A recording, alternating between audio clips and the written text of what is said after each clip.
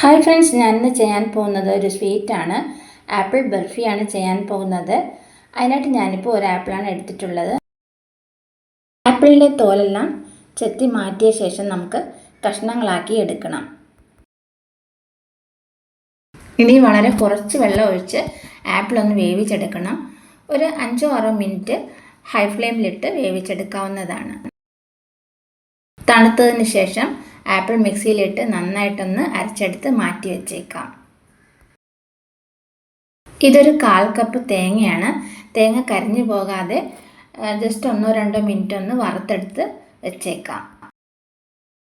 ഇനി ഞാൻ എടുത്തിട്ടുള്ളത് ഒരു 100 ഗ്രാം പൊട്ടുകടലയാണ്. പൊട്ടുകടലയോടൊപ്പം ഒരു 5-6 ഏലക്കായ് കൂടി ചേർത്തിട്ടുണ്ട്. ഇത് നമുക്ക് മിക്സിയിലിട്ടൊന്ന് പൊടിച്ചെടുക്കണം. പൊട്ടുകടലയെല്ലാം ഞാൻ പൊടിച്ചെടുത്ത് വെച്ചിട്ടുണ്ട്. ഇതൊരു ചെറിയ ടിൻ കണ്ടൻസ്ഡ് മിൽക്കാണ്. നമ്മൾ പഞ്ചസാര ഇതിൽ യൂസ് ചെയ്യുന്നില്ല. ഇനി നമുക്കൊരു പാനിൽ നെയ്യ് ഒഴിച്ചു കൊടുക്കാം. നെയ്യ് നല്ല ചൂടായി വരുമ്പോൾ നമ്മൾ പൊടിച്ച് വെച്ചിരിക്കുന്ന പൊട്ടുകടലയും ഏലക്കയും കൂടി ചേർന്നുള്ള പൊടി ചേർത്ത് കൊടുക്കാം. ഇവ ചെറു ചൂടിൽ വേണം ചെയ്തെടുക്കാൻ. നെയ്യിലിട്ടൊന്ന് നമുക്ക് വറുത്തെടുക്കാം.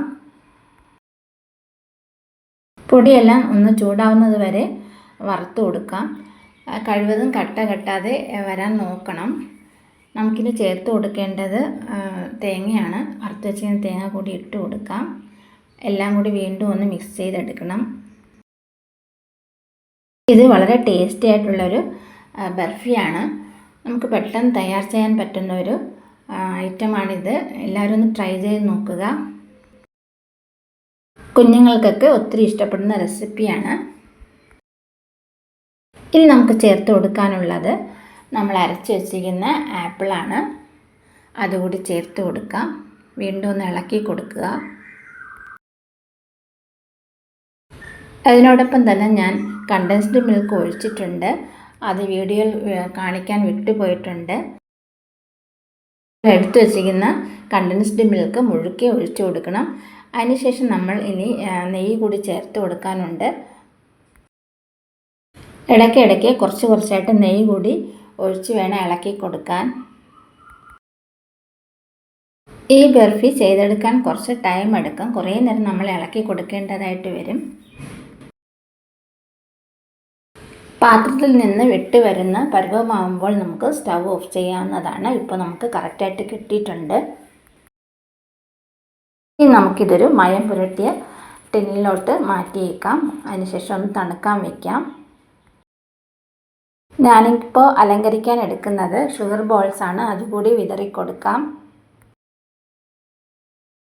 ഇനി ഇതൊന്ന് തണുത്ത ശേഷം നമുക്ക് മുറിച്ചെടുക്കാം. ഇപ്പോൾ നമ്മുടെ ബർഫിയൊക്കെ തണുത്തിട്ടുണ്ട്. നമുക്കിതൊന്ന് കട്ട് ചെയ്തെടുക്കാം. മധുരം ആവശ്യമുണ്ടെങ്കിൽ 1-2 സ്പൂൺ പഞ്ചസാര കൂടി ചേർക്കാവുന്നതാണ്. ഇപ്പോൾ നമ്മുടെ ആപ്പിൾ ബർഫി റെഡി ആയിട്ടുണ്ട്. വീഡിയോ ഇഷ്ടമായി ലൈക്ക്, ഷെയർ ആൻഡ് സബ്സ്ക്രൈബ് ചെയ്യുക. അതുപോലെ നിങ്ങളുടെ കമൻസും എന്നെ അറിയിക്കുക.